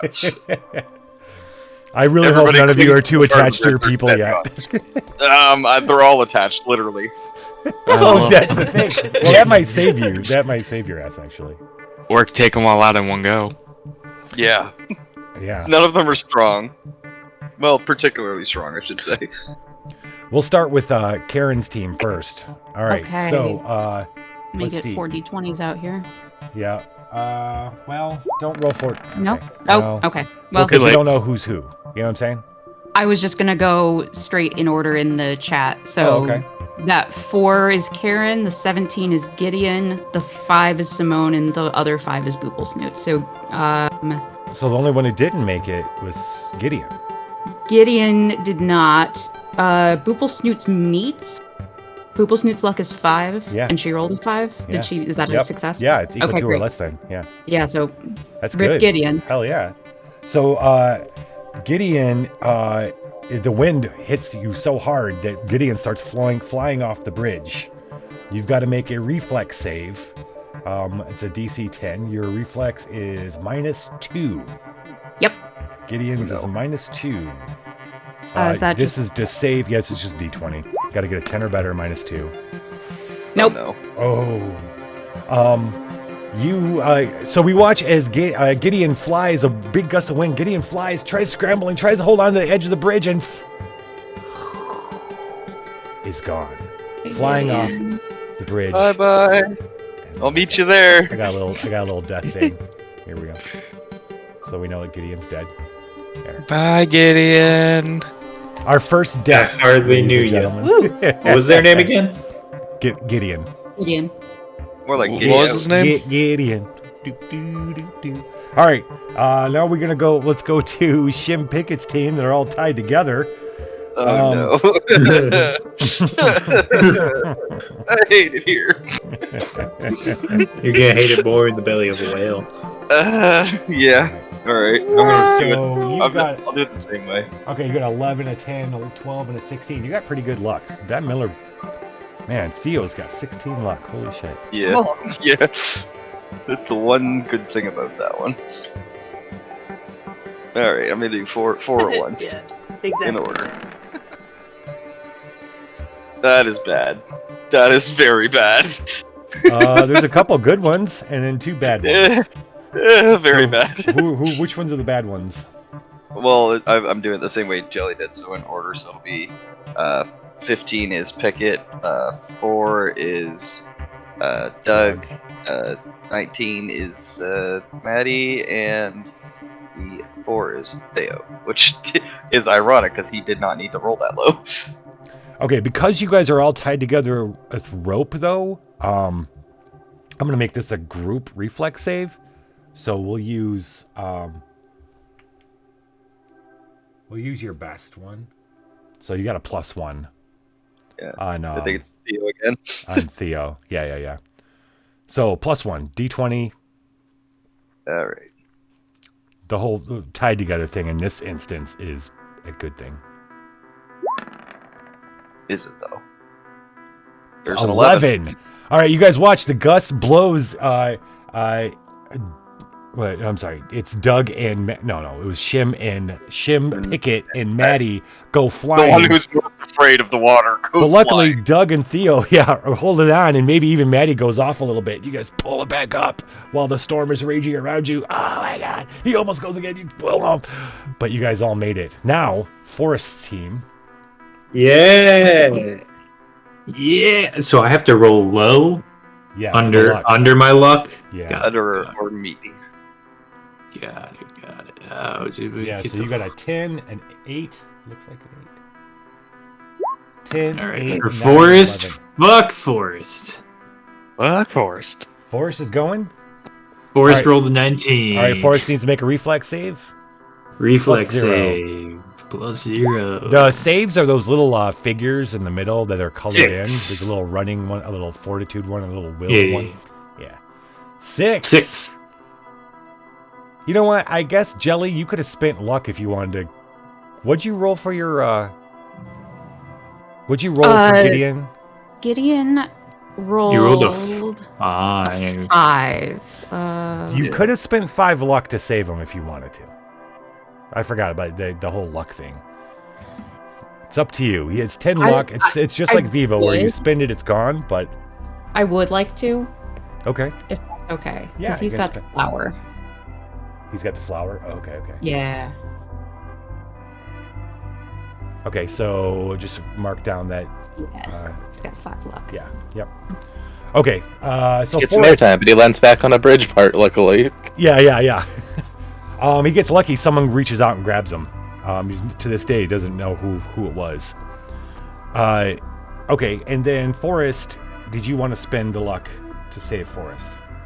I'd have Forrest to is the one spend with the 4 staff. luck. Yes, I'd have you to got this. spend 1. Yeah, why not? All right, so Forrest is at 6 luck, and we're rolling for the rest of you guys. Yeah. Iris. 2. 2, that'll do it. That'll do it. Chester, or Chandler. Chandler. Got a 19. Ooh, Chandler gets a +1 to reflex saves. Yeah, they do. I got rid of a psychotic here. There you go. Dirty 20. He uses his scissors, digs him into the invisible bridge. Sure, definitely not a carotid artery in somebody's leg. Yeah, no, not that. Nope. And Chester. Chester, the good old dwarven. Nat 20. Ooh, yeah. Oh my. Dwarf's going flying. Unless. Reflexes +0. Oh, that was almost a 19 with a 9. Do you spend one of those 11 luck? Okay. I'll spend one of the 11 lucks. Okay. I believe I can fly. Not. Again, the chisel did not find its way into a carotid artery in somebody else's leg. It did find into the second carotid artery in their other leg. No. Now, when we spend luck, does It'd the be a luck femoral artery. modifier change? Luck, no, it's the only one that doesn't change. Okay. If you lose any of your points and your other modifiers, because you can in this game, then the modifiers will change. Luck is the only one that doesn't change the modifier. Okay. Okay, so now Rog's team. I'm just gonna roll all four at once. Just gonna go down the list in order. Sure.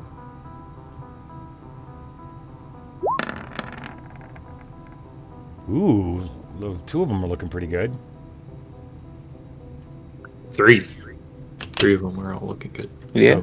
So, who's flying off? Or, I don't know, is that 17 the guild beggar? Because they got a 17 luck. Unfortunately, not. That's Rog, because I said it was in order. So, I guess he's making a reflex. Yeah, is Rog the gravedigger? Yes, Rog's he is the gravedigger. All right, you get -1.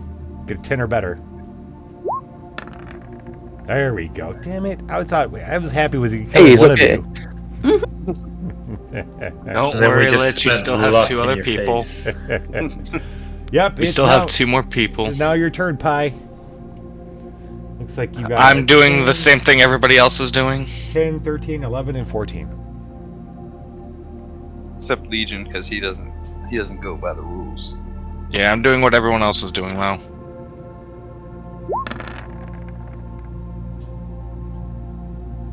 Okay. 1, 17, 10, 4.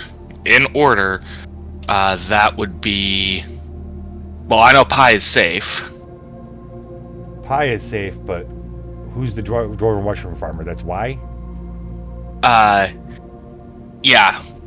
With a let's- 13, he is not safe, and I believe the other 2 are fine. They are. Yeah. So Y needs to make a... Just go ahead and do skill check, or the... Yeah. And it's -1.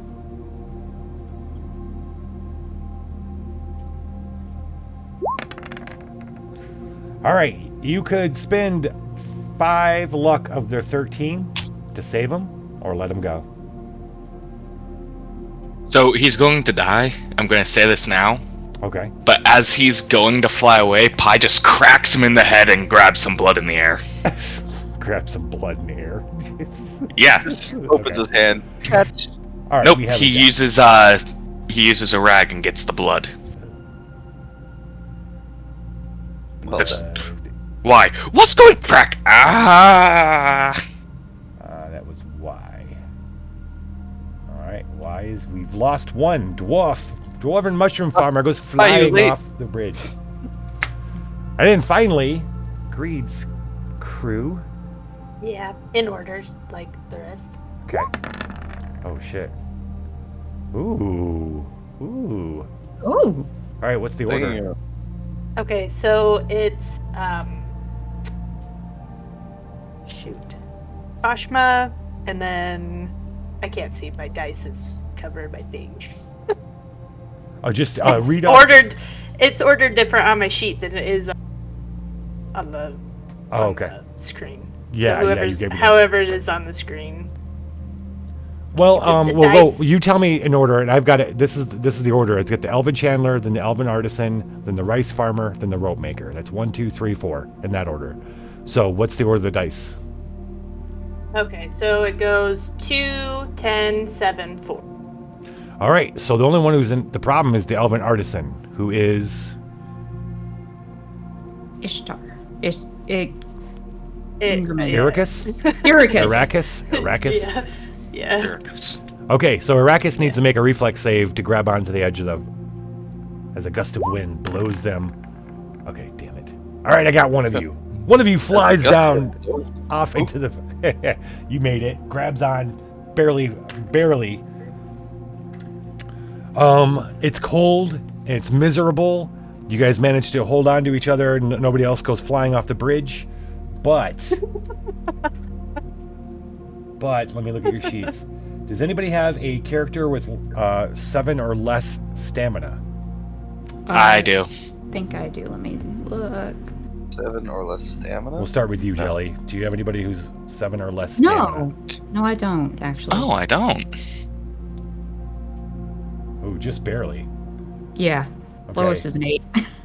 All right, then. Game Daddy. Nope. Lowest is a 9. Legion. I'm all good. Yeah, good. Okay. Judd has a 5. All right. Judd is going to begin to get sick. In the morning. In the morning, as the storm leaves, you're still cold and shivering. You're going to take a -1 on attack and damage, ability checks, and skill checks based on strength, agility, or stamina.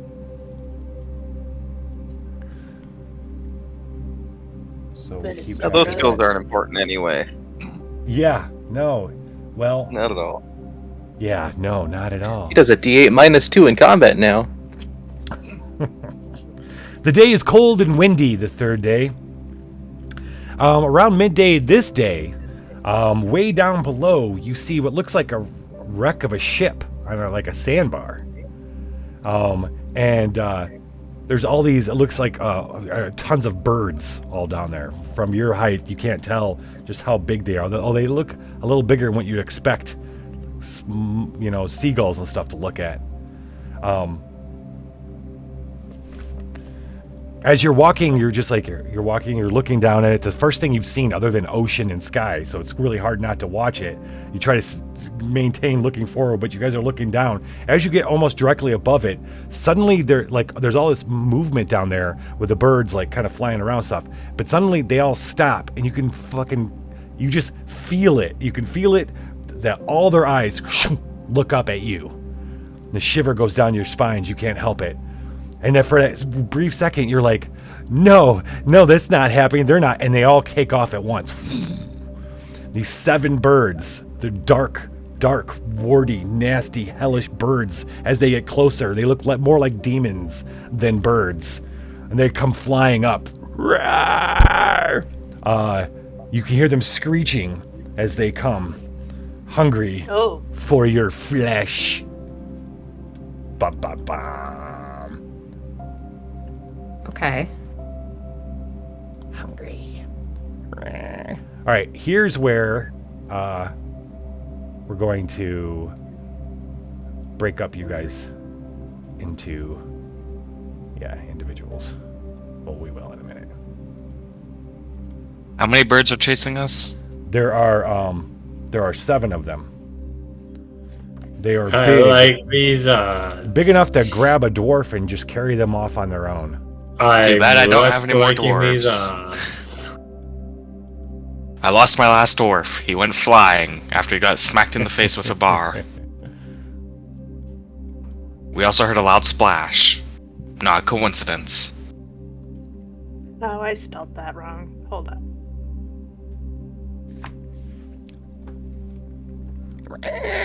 Oh, and we are going to battle. All right. All right. I appreciate the combat sign. Yeah, thanks. Look at this, coming to attack the penis. I didn't mean it to be that way. We're gonna change it. You definitely did. We know you, Lich. Mm-hmm. Okay. They want your flesh. All right, 4 of them are gonna attack up here. They're going to attack 2 per person. We're going to find out who's the unlucky people that get the... 1 red.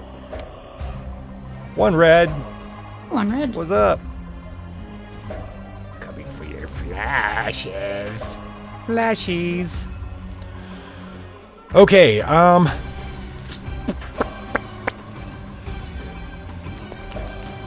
let's figure out how to do this. Oh, you know what? We have to roll initiative. That's what we'll do first. Initiative rolling. So we roll initiative for the group. So Karen's team, roll a 1d20. We're not going to add anything. We're just going to... Okay. I got a 9.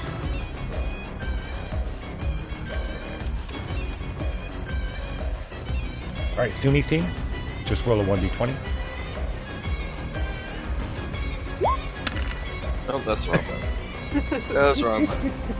Yes, I love this D20. There we go. 19. Okay. All right, Legion. What am I doing? Roll a 1d20. It's initiative. 18. All right, go ahead, Crow. All right, 8. Pie. 8. Pie, yes. Roll a 1d20. Just hit the skill check. You need a 10 or a 20.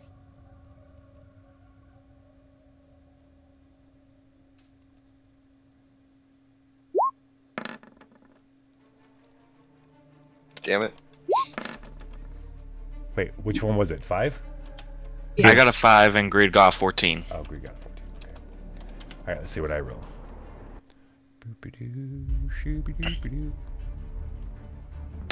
Oops. Whoa, See you what did I'm it doing. too. Monsters, the Sea Shrikes have rolled a 9. Alright, so it is Suni's, Legion, Greed, Jelly, Monsters, Crow, and Pie.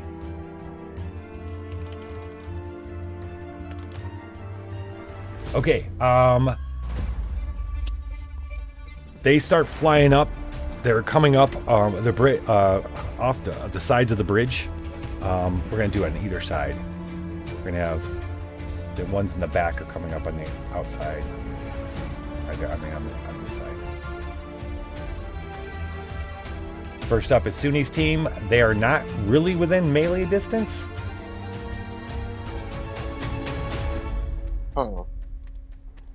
Alright, fuck, how much? Okay, so I have 50 feet of rope, right? Yes. Are you still all tied together? We never specified if I was or wasn't. I figured if we were still on the bridge, then I was, probably. Okay. So I'm just trying to estimate approximately how many feet of excess rope I have left. Remember too, there's 20 feet on this bridge. Oh, excess rope. Let's see, so I'd say it's tying someone, I mean, I think 6 might be a little less than about 6 feet per person. So I guess you have half the rope left over. Okay. Trying to see who's the smartest one here. I think that's Maddie is the smartest. He's gonna take the excess rope, because he's at the back. So I assume the excess rope would be at his end. He's gonna take the rope and he's gonna look at Shim and be like, "Give me your fucking dagger." And he just takes it from him and ties it to the rope. Now he's got a rope knife he's trying to hit them with. Okay. I want to attempt to make a ranged attack with a melee weapon. So, okay. Here's the deal. You're going to roll 1 die less. So, Dungeon Crawl Classics has this thing called the dice chain. And what it means is you have a d20. And then going up, you have a D24, D26, I think, and then D30. And then going down is D16, D14, D12. So you're going to make this attack at one less in the dice chain. So you're going to be doing a D16. Okay.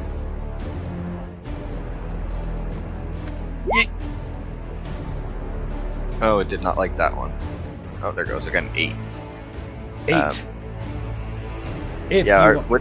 What stat are we using for this attack? Oh, it'd be agility. Okay, so that's a -1 then. Oh. So that's a 7. So it's a 7. You would need to spend 5 luck if you want to. Jeez. Yeah, I think I'm just gonna take that L on that one.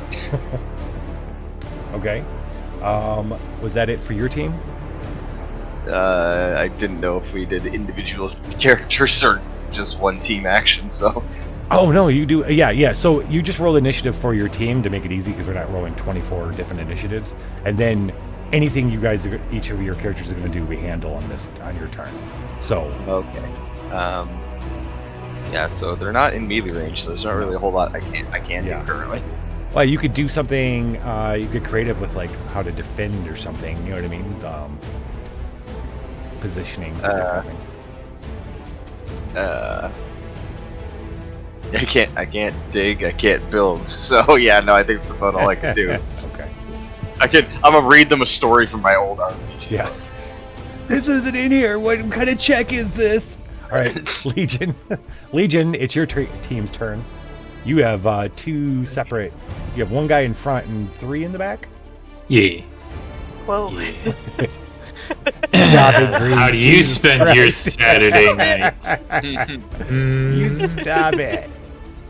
How do you spend your Saturday nights? Legion's so team. not in melee distance at all.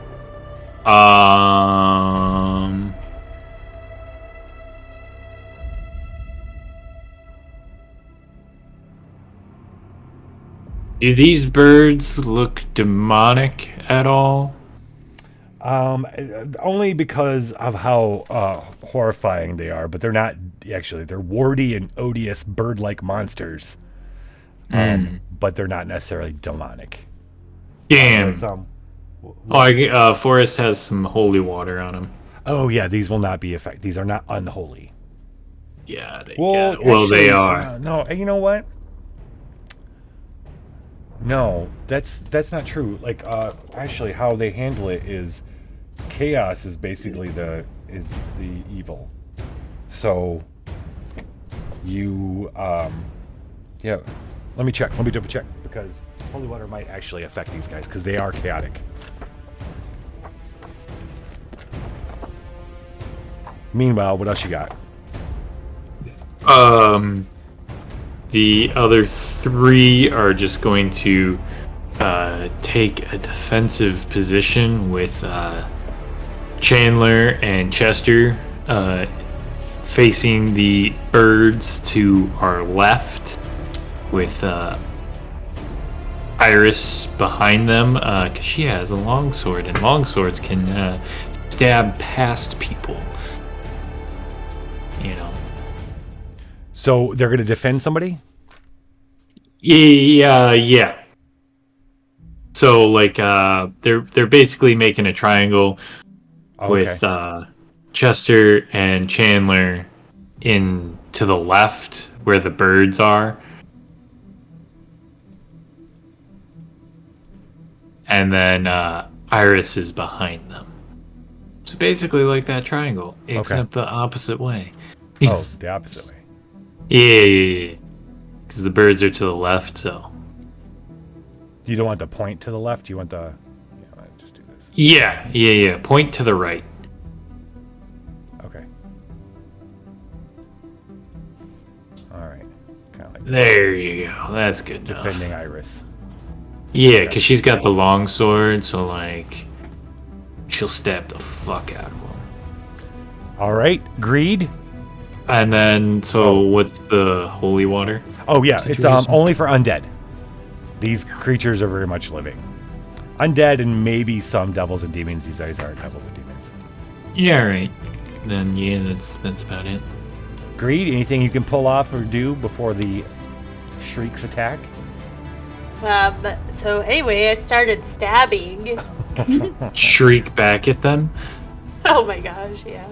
I'm stabbing with, so I Steal a have... knife. Yes, I have like a staff and scissors and a pitchfork and a knife.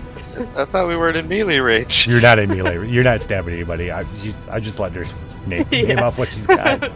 yeah, I don't know what I'm doing. I'm gonna throw this shit at them. Can I just throw my weapons? Oh, I have a grappling hook. Wait. Can I grapple one of these and pull it towards me?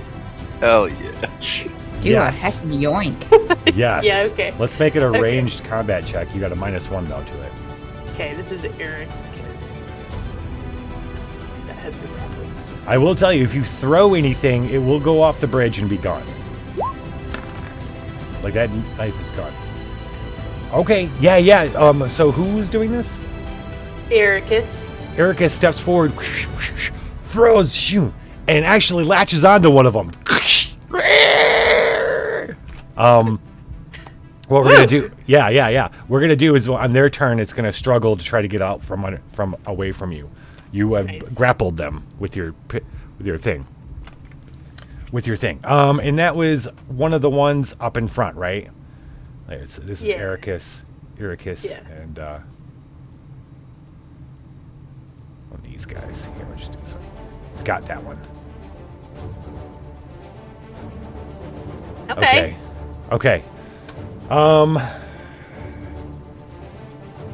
So, I don't know if you noticed, but Boople Snoot rocking that 3 stamina is looking juicy. Real juicy. Oh. I think it's the monster's turn, right? No, we got one more. We got it's your turn. It's your turn, Jelly. Okay, great. Well, Boople Snoot is going to just the pitchfork doesn't have any sort of like reach or range to it. It's just a melee. No, weapon, right? I mean you could attempt to throw it. I'll let you throw it, but unless it strikes, it will be gone. So then you won't have a weapon. So it's up to you. How far away are they in feet? I'd say like a good 15 feet.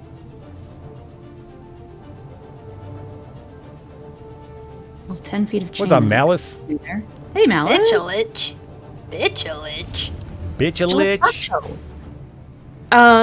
Okay, so here's what's going to happen then. Karen is going to take the begging bowl. You know what? Actually, let me ask this first. Karen has a candle. Do I have any way to light the candle if it doesn't say that I do? Sure. Okay. Karen is going to... Oh, yeah, you don't have a flint and tenders. I'm sorry, you don't. You would Okay. you would need a flint. And, yeah. Sorry. No, that's okay. We're just gonna get our stuff out and kind of huddle around Booble Snoot, I think.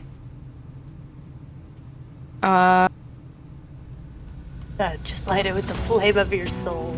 I Poor wish. sweet summer Yeah. slap. I mean, Karen would.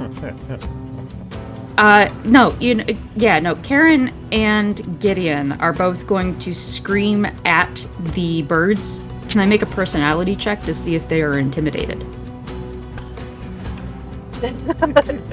Such a Karen thing to do. I'm taking that as a no. All right. Oh, okay. Actually. Actually, you know what? Give me a luck check for Karen. All right.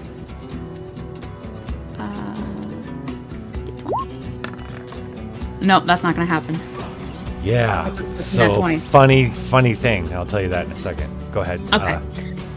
I think what we're gonna try to do is hook the end of Gideon's crowbar into one of the links of Simone's 10 feet of chain and just start swinging it. And hopefully it'll try to knock away any... You know what? Maybe we shouldn't use the crowbar because that's not really going to add much to it. Simone's just going to start swinging that chain around like it's... like she's fire dancing almost. And hopefully that'll kind of dissuade the birds from attacking us. Everybody else is going to ready what weapons they have.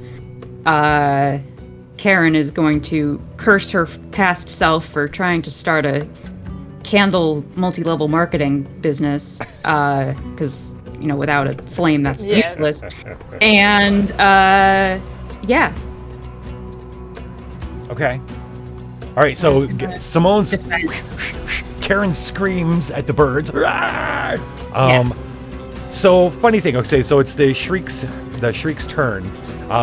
Two of the Shrieks come up, and like I was saying, Booble Snoot is big. Is kind of the stamina is 18. They're like very hardy.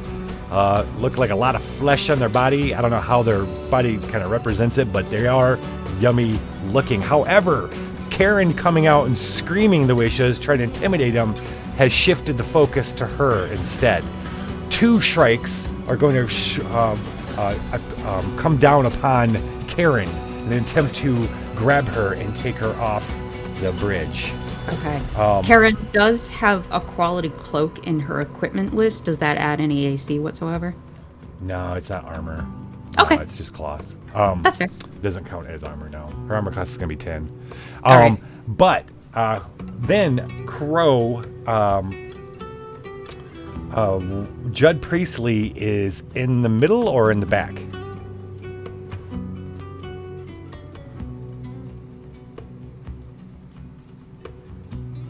You might be muted. Yeah, I didn't realize I bumped my mic. He is one of the ones in the middle. Oh, one of the ones. Okay, good. Okay. Then they're coming for him. He's sick. I can sense his sickness. And they're coming for him. And Down then... sickness? Yep. But can they sniff butt gold? From 100 feet away. Dwarves can. And then... Okay. And then the other two are coming right for Doug Spade. Doug's not... He's got -2 strength, -1... He doesn't... He's not... He's going to be... Look like he's weak. All right. So 2 of the Shrikes are coming down on Karen. 2 are coming at Doug Spade. Another 2 are coming right for Judd Priestley. And one of them is grappled with... Who's got... Which one of you's grappled them? Ericus. Ericus. One of them's grappled by Ericus with the fucking grappling hook. And that's where we're going to end tonight. Oh my gosh. Yep, we're going to end tonight right there. Cliffhanger. Who's going to die? Who's going to live? We've already had 1 death tonight out of 24 characters. 2 of them spent luck to save them. Otherwise, we would have had 3 deaths. But this is the beginning. We're on an invisible bridge, half a mile up of the ocean, supposedly heading towards a hole in the sky to another dimension that is in a prison. So you can join us next week to see who lives, who dies, and who makes it across this bridge into the other realm. Thanks, everybody, for joining us tonight. Yeah, thank you. Sorry, my mouth is full of granola. I was really hungry. Why? That sounds